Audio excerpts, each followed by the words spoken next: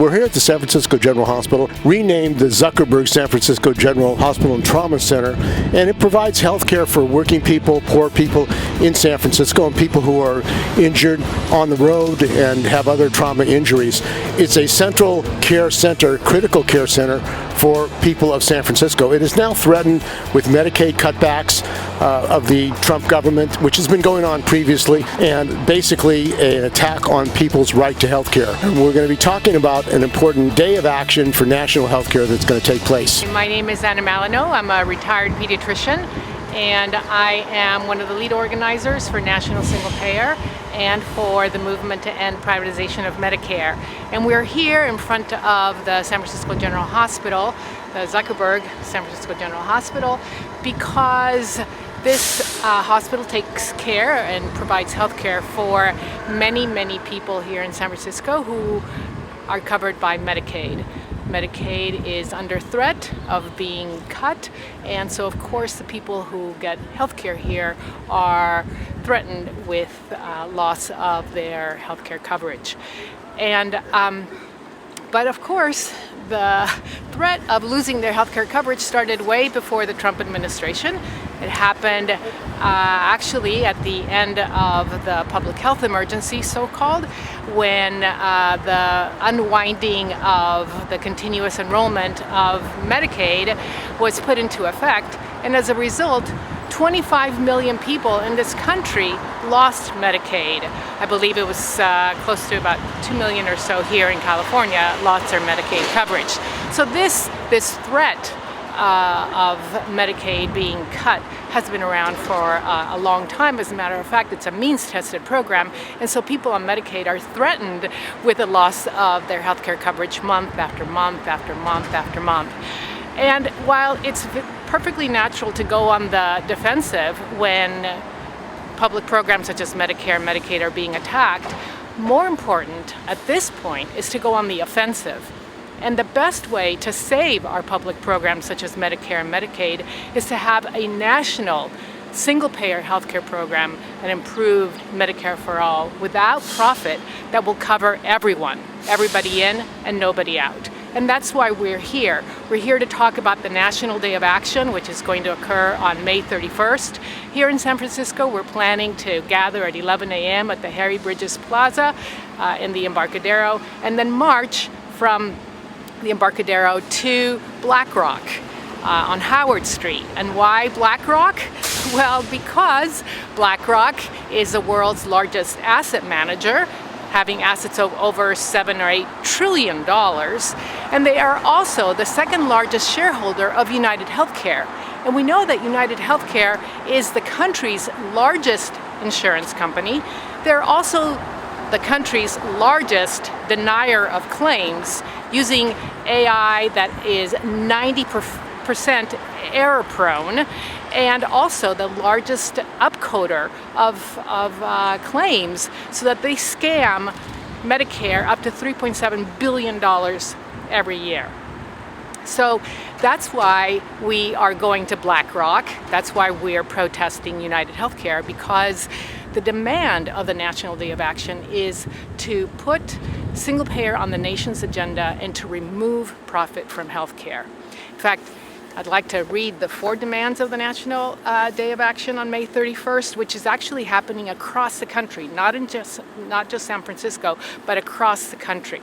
Over 65 organizations have endorsed the National Day of Action. Many of them are planning actions in their own cities. And if you're interested to find out if there's an action going on in the city near you, because they're also happening in other places in California and all across the country, you can go to our website, and I hope I can plug it, www.nationalsinglepayer.com, and then you can scroll down to the map and see if your city is there.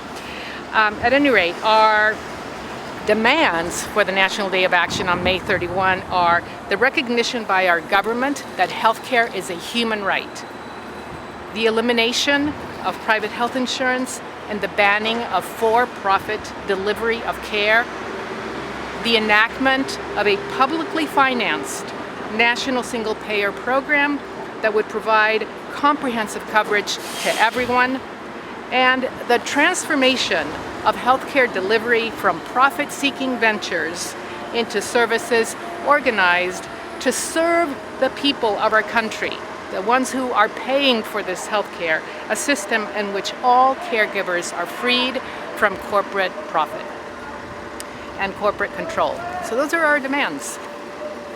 So maybe you can talk. There's been a drive to privatize healthcare in the United States with Medicare Advantage. Maybe you can talk about the history of that. And also, recently, one of the things Trump administration has done is to increase payments to these privatizers like United Healthcare, $34 billion. So while they're cutting services and care to working people and people who need health care, they're giving billions more to these privatizers. Exactly. So let's take Medicare first, and then we'll move on to Medicaid. Both programs are heavily privatized, meaning that health care is now being managed for beneficiaries by for-profit seeking health insurance companies. So for Medicare, over 50% of Medicare enrollees are now in Medicare Advantage. And as I mentioned before, Medicare Advantage is profit-seeking, run by profit-seeking insurance companies that deny care, upcode, and then make billions and billions of dollars for themselves. So more than half of Medicare is already privatized. Actually 75% of Medicaid is privatized as well, because 75% of the people on Medicaid are managed through Medicaid Managed Care Organizations, also known as MCOs. And in fact, they're even worse than Medicare Advantage, if you can believe that, because they deny claims at twice the rate of Medicare Advantage rate. So Medicaid is more privatized than Medicare Advantage, and Medicare Advantage is already more than halfway privatized. Now, a secret that a lot of people don't know is that even if you're on traditional Medicare, you are at risk of being aligned by the Centers for Medicare and Medicaid Services without your knowledge or consent into one of these profit-seeking accountable care organizations. And they're going to deny your care and restrict your networks as much as any Medicare Advantage plan, except you're paying more for traditional Medicare than you would for Medicare Advantage. So yes, everything is being privatized, and you're absolutely right. I think it was April 7th, the Trump administration announced through the Centers for Medicare and Medicaid Services that they were going to up the Medicare Advantage rates by over 5%.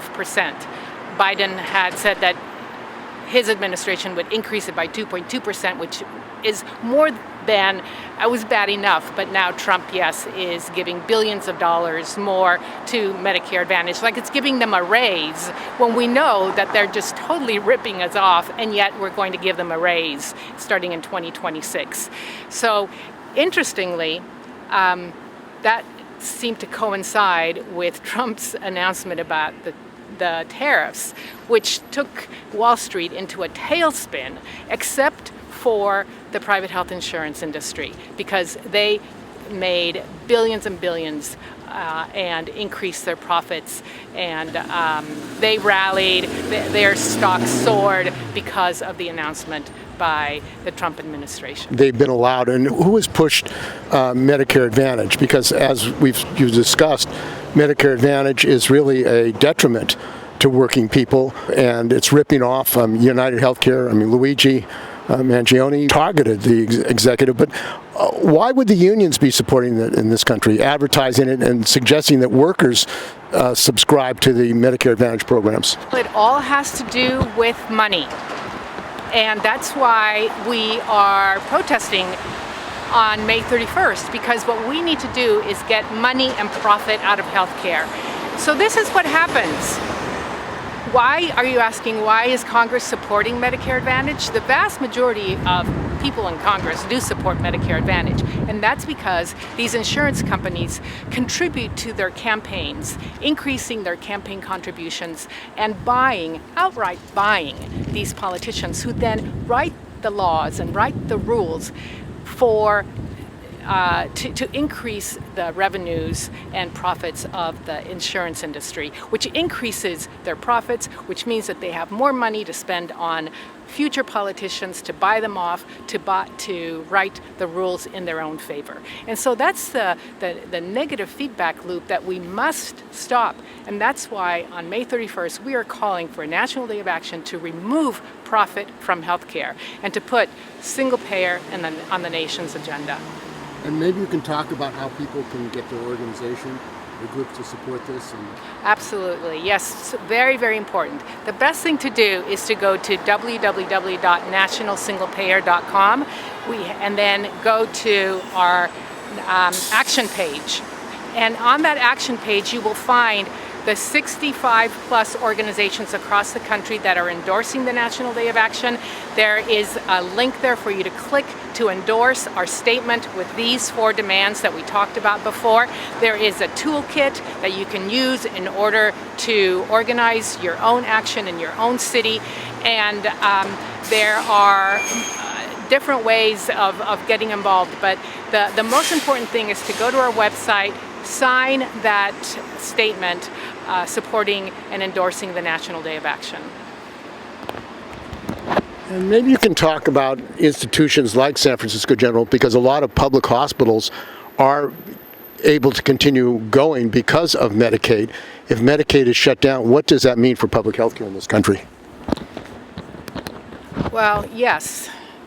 Public hospitals like San Francisco General do depend on public funds, on state funds, on local funds, on federal funds. And if these dry up, then the people who are getting the services, of course, are going to suffer, and then the people who work here are also going to suffer as well. So the problem with the healthcare system that we have, it is a patchwork system of, we're going to provide healthcare for the poor. Even though we're the richest nation on earth, we have a special program to provide healthcare for the poor. That doesn't make any sense to me at all. And then we have another special program that if you make it to 65, we're going to provide health care for those of you there, but we're going to privatize it so that instead of money going to pay for your health care, it's going to pay for the bottom line of these super rich corporations. So what we need is to have a system where public hospitals, such as San Francisco General Hospital, can provide health care for the people of this city and county without having to worry about where their next penny is going to come from, without having to worry about, will we be able to afford to pay our workers? Will we be able to afford these services? What we need is one people, one plan. We all need to be under the same system so that you don't have to qualify for Medicaid month after month after month in order to be able to get the services here. Anybody should be able to come here. Anybody should be able to choose the doctor or the hospital of their choice. And the same thing for rural hospitals that are being shuttered because of our healthcare system. We need to have redistribution of our resources so that the poor hospitals or the hospitals that are serving poor people have the resources that they need in order to serve the people, not because they are poor, but because they deserve health care. Maybe you can talk about trillions of dollars are going for war. It seems like there's an unlimited budget, yet the people in this country, Israel, for example, where we're supporting the genocide with billions of dollars, they have national health care. They have national health care in Canada, where we want to make it the 51st state. Other countries have national health care, but apparently war is a priority. The military-industrial complex is a priority. Well, yes, and we're going to be giving them $1 trillion. The defense budget for, under the Trump administration is going to be the largest in history, $1 trillion. And where is this money going? It's going to pay for bombs to kill children in Gaza, to kill innocent civilians in Gaza.